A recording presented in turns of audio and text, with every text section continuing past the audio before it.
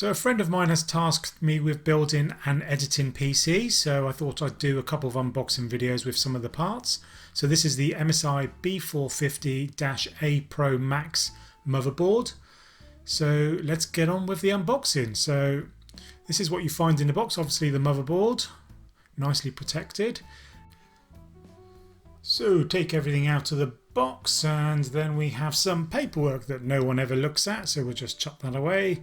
Then we've got the M.2 screw that secures the SSD, the NVMe SSD, to the motherboard. And then a badge, which well, I suppose some people would use that. A couple of serial connectors, an I/O backplate, and a coffee coaster. I think that's actually a CD with a manual on it. Okay, so time to look at the motherboard itself. So, I always love doing this bit. Look at that. And it always has that kind of nice fresh electrical smell as well. So let's have a closer look at the motherboard.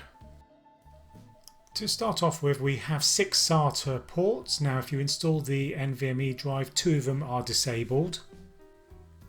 So here is the CPU fan header. We also have 4 other fan headers. So it's 1, 2, 3 and 4. And we also have a pump fan header as well. So here we have the USB 3 connector. It's rather large and awkward. I don't know who invented that one. And next to it we have the front panel F connectors. We have an armoured PCI graphics slot, which is always handy. The CMOS reset is right next to the battery, so well, you're never going to forget where that is. The rear I/O is pretty decent on this motherboard. We have 2 USB 2s. Now one of them you can actually plug in a USB stick with an updated BIOS, and then you just push the button and it will automatically update the BIOS. We have some old school connectors here, PS2 keyboard connectors, VGA and a DVI. We also have HDMI if you have an APU. We've got USB 3.1 Gen 1, and then we also have USB 3.1 Gen 2 here as opposed to Gen 1, and then we also have a Realtek 1 gigabit LAN port connector. And finally we have all the audio connectors you might expect.